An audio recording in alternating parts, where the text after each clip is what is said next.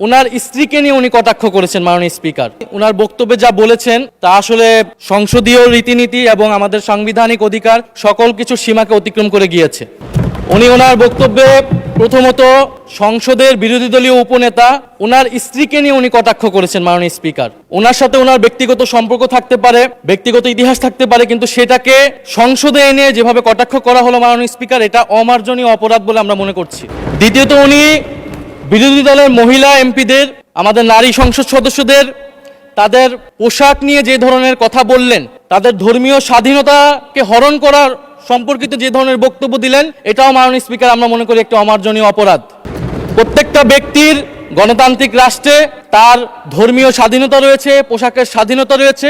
উনি একজন সংসদ সদস্য হিসেবে সেই স্বাধীনতাকে লঙ্ঘন করে এই ধরনের হীন বক্তব্য দিয়েছেন, ওনার হীন মানসিকতার পরিচয় পেয়েছে এবং আমরা মনে করি উনি ওনার বক্তব্যে একটি বর্ণবাদী আচরণ মাননীয় স্পিকার বহিঃপ্রকাশ পেয়েছে ওনার বক্তব্যের মাধ্যমে। ফলে আমরা আশা করব ভবিষ্যতে এই ধরনের বক্তব্য আমরা কোনো সংসদ সদস্যের কাছ থেকে যাতে এই ধরনের বক্তব্য মহান এই জাতীয় সংসদে আর উচ্চারিত না হয়। মাননীয় স্পিকার, আপনাকে ধন্যবাদ।